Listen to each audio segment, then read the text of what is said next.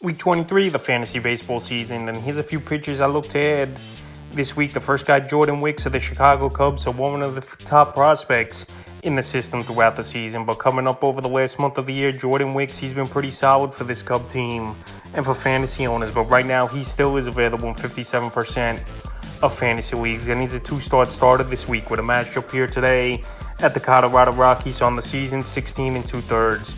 3-0 record, 13 Ks at 2.16 ERA, 1.20 whip and a quality start. So Jordan Wicks, like I said, he's a top prospect over there in the Cubs system. This Cub team obviously in a wild card race.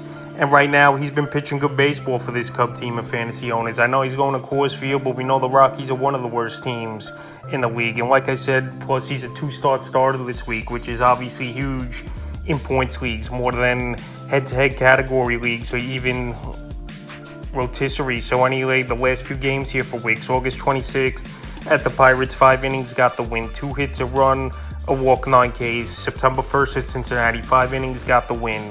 5 hits, a run, 3 walks, 3 Ks. And September 6th versus the Giants, 6 2/3, got the win. 9 hits, 2 runs, no walks in that one, a K, a quality start. So he's got good strikeout stuff. He's been going deep into games so far here for this Chicago Cub team.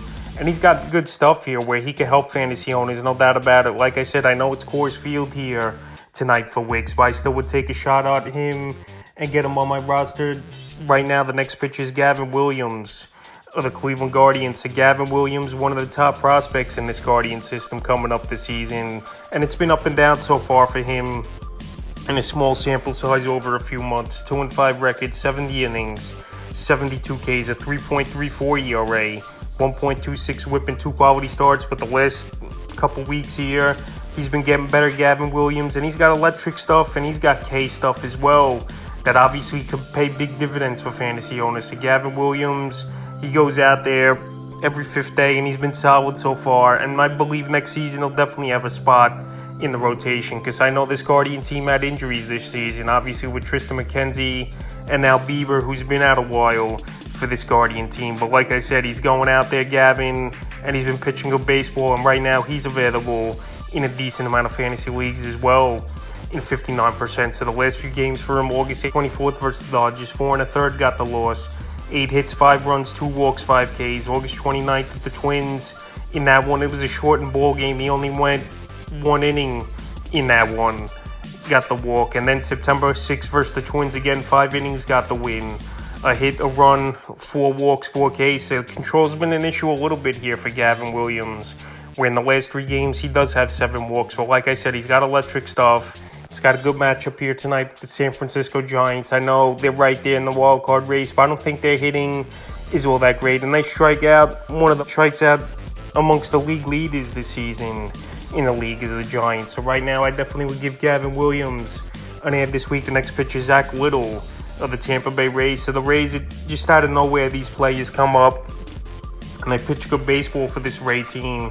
And Zach Littell's been another guy. I know he had a couple rocky outings here and there, but for the most part, he's been solid in the back end of the rotation for this Tampa Bay Ray team. And right now, I think he's going to help fantasy owners, and he's got a good matchup tomorrow versus the Minnesota Twins. Now, we know their light-hitting offense is Minnesota. So on the season, 71 1/3, 3-5 record, 56 Ks. 4.29 ERA, 1.21 whip, and 3 quality starts. But the last couple weeks here, 12 2/3, 0-1 record, 5 Ks at 3.55 ERA, 1.18 whip, and a quality start. So Zach Littell, like I said, he could go out there, he could give solid innings to fantasy owners, and obviously he still has a good offense backing him over there for this Tampa Bay Ray team. So the last few games here for Littell, September 2nd at the Guardians, 4 2/3, no decision. 9 hits, 4 runs, a walk in that one. September 7th versus Seattle, he pitched a gem, but the offense couldn't back him in this one, unfortunately. 8 innings, got the loss, 5 hits, a run, a walk, 4 Ks, a quality start. So right now, Zach Littell available in tons of fantasy leagues here at 86%. Possibly a two-start starter this week with matchups in Minnesota and Baltimore. And if you need a guy who can help you in ERA and eat some innings, I think Littell could bring that to fantasy owners. And I would add him this week. Next pitcher, Javier Assad of the Chicago Cubs. So Assad, he's been on this list on and off over the last few weeks here on the season. 92 1/3, 3-3 record, 67 Ks, a nice 2.83 ERA, a 1.20 whip, and 4 quality starts in the last month of the season. He's keeping the ball in the ballpark, and he's keeping the ERA down as well. 31 and 2/3, 1-1 record, 22 Ks, a 2.27 ERA, 1.07 whip, and 3 quality starts. So Assad right now available in 51% of fantasy leagues. He's going out there every 5th day, and he's pitching good baseball here for the Chicago team. And I'm surprised fantasy owners have soured on him a little bit here for their championship run and playoff run here. September 2nd in Cincinnati, 8 innings, no decision, 7 hits, no runs, a walk, 7 Ks, a quality start.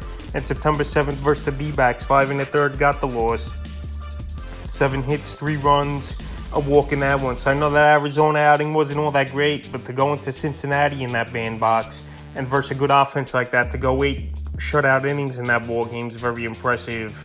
And Assad, he's got a matchup tomorrow at the Colorado Rockies. I know obviously it's tough over there in Coors Field, but I think these pitchers could go in there. Wicks, who I mentioned early in the video, and Assad, and still have some decent outings. They got good stuff.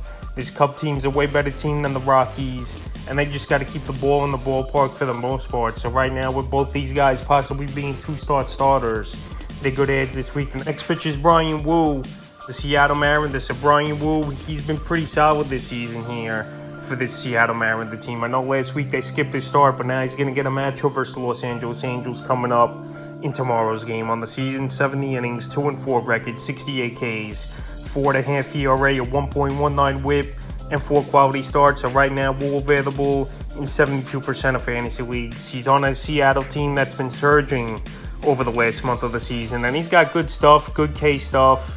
I know he's not going that deep into games, but more points leagues I would prefer Woo than head-to-head categories or rotisserie league. But the last few games, August 22nd at the White Sox, 4 innings in that one, 3 hits, a run, a walk, 3 Ks. August 28th versus the A's, 6 innings, got the win, 3 hits, no runs, a walk, 5 Ks, a quality start. And September 4th in that one at Cincinnati, 5 innings, got the loss, 4 hits, 5 runs, 3 walks. So right now, Woo, he had 7 days of rest now after coming off of this outing. The Angels, we know they gutted their roster, putting a lot of guys on waivers. And Ohtani's been banged up as well.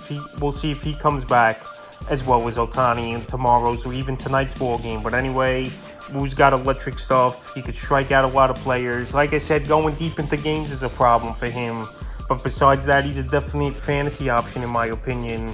And right now, next season as well, I believe he'll be in this rotation to start the season. So I will give him a pickup this week. The next pitcher is Ryan Pepiot of the Los Angeles Dodgers. So Pepiot, one of the top prospects in this system here. And this Dodger team, just every season, it seems like a guy emerges late in the year and helps him in a postseason run. And Pepiot might be the latest on the year.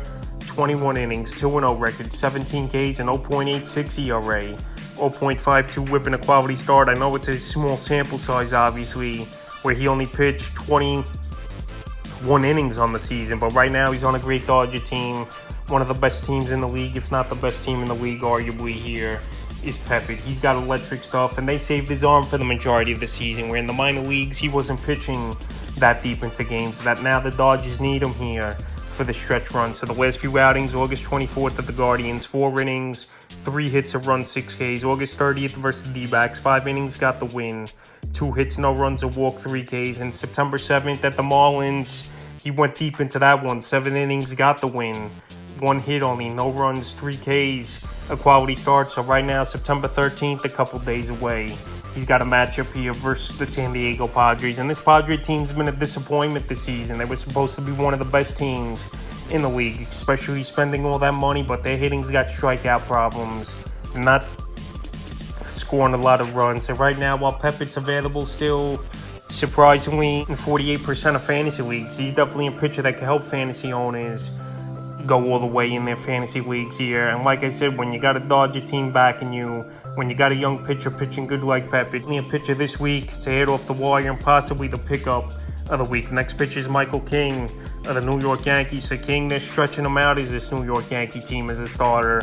Obviously with Cortez out for the season, and now Luis Severino going on the injured list on the season here for King. 83 innings, 4-5 record, 6 saves, 100 Ks, a 2.82 ERA, a 1.13 whip. But over the last few weeks here, since they put him in the rotation, 14 innings, 1-0 record, 18 Ks, a 1.29 ERA, 0.93 whip. So the only thing with King, obviously, they're not going to stretch him out deeper than pretty much 5 or 6 innings at most is this New York Yankee team. But right now, he's on this Yankee team. He's the opportunity in the rotation here is King with this New York Yankee team.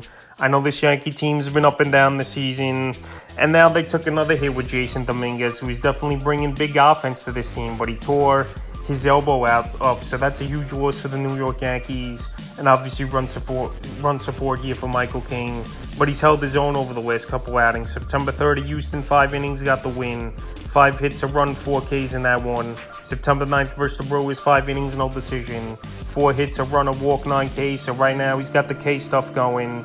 He's versus 2 pretty solid hitting teams, obviously, in Houston and Milwaukee, and he held his own, like I mentioned, so his next outing, September 14th, at the Boston Red Sox in Fenway Park. So I think he could go in there in Fenway, pitch another good game. Here's Michael King. And if you need some pitching help, he's available right now, 58% of fantasy leagues. The next pitcher is Clarke Schmidt, staying with the New York Yankees here. So Clarke Schmidt, it's been an up and down season, but he's been a guy that at least has gone out there pretty much every 5th day for this Yankee team and started on the season 140 and 2/3, 9-8 record, 139 Ks. 4.54 ERA, a 1.32 whip, and 5 quality starts. So like I said, it's been up and down here, no doubt about it, for Clarke Schmidt. But he's got a pretty decent matchup here tonight at the Boston Red Sox. So we know their offense has been hit or miss all season, is Boston. And this Yankee team has a little glimmer of hope of possibly making the postseason. But they need to start off here with this 4-game set at Boston with a victory. And I think Clarke Schmidt could go in there and pitch well. So the last few games for Schmidt, August 31st, 4 2/3 at Detroit, 6 hits, 3 runs, 3 walks, 7 Ks. And then September 6th, a bounce back versus the Tigers, 6 1/3, got the win, 5 hits, 3 runs, 6 Ks, a quality start. So like I said, he's pitching tonight. Here's Clarke Schmidt. He's been up and down this season, but the one consistency I could say for him, like with this Yankee team, he goes out there every 5th day and takes the ball where they've had a lot of injuries all season, is this New York Yankee team. So right now, well, he's available, Schmidt, in tons of fantasy leagues here at 68%. I definitely would give him an ad, and he's a 2-start starter as well this week. The next pitcher, John Means of the Baltimore Orioles. So John Means, he's been out for a season and a half now, but he's going to make his return tomorrow as John Means. We don't know how deep he's going to go into the ball game, obviously, but he's got a good matchup versus St. Louis Cardinals. That's been one of the most disappointing teams in the league here. So right now, John Means, he might only go 4, he might only go 5 innings. They want to see what they got with him, if he can help them in the postseason, is this Baltimore Oriole team. And right now for fantasy owners, obviously I'm going to say hold the expectations at bay a little bit here for John Means. But if you need a starter or a spot guy in points league, I don't think it's a bad idea to put him out there, because obviously he did go through the rehab and he went deep into games in AA, AAA, 5-6 innings for most of the games. So right now, with a decent matchup versus the Cardinals in his debut this season, after coming off at Tommy John, as John Means, he's available in 80% of fantasy leagues. And obviously, he has a good offense backing him over there in Baltimore. So I think as possibly a 2-start starter this week here, depending if they want to go to a 5 or 6-man rotation, is Baltimore. I think Means could be a decent ad this week, even though he is coming off of Tommy John. And the final pitcher I looked at off the wire this week's Touki Toussaint of the Chicago White Sox. So Toussaint, he's been pretty decent since I claimed him off waivers a few months ago from the Guardians. 70 2/3, 3-7 record, 70 Ks, 4.71 ERA, a 1.43 whip, and a quality start. But the last couple weeks here, 11 1/3, 1-1 record, 12 Ks, a 3.97 ERA, a 1.06 whip, and a quality start. So Toussaint right now available 96% of fantasy leagues, and he's got a good matchup tomorrow versus the Kansas City Royals, a team he obviously dominated in his last outing, and that's why I'm recommending him here as Toussaint. And this is a home game of a points league type of play, then head-to-head or categories rotisserie. And the last couple games, September 1st versus the Tigers, 5 1/3, got the loss, 5 hits, 3 runs, 2 walks, 6 Ks. And September 6th at the Royals, 6 innings, got the win, 2 hits, 2 runs, 3 walks, 6 Ks, a quality start. So right now, the only reason, like I said, I'm recommending him, he had a good outing at Kansas City. They're coming to town now. And Toussaint, he's been all right. He's had some streaks where he pitched well for a period of time, and then some ball games where he gets mumbo. With him with a good matchup and possibly a 2-start starter this week versus Kansas City and Minnesota, I think those are good matchups on paper. And I think in deeper leagues, he's a pitcher that can help. So that's a few pitchers I look to add here in week 23 of the fantasy baseball season.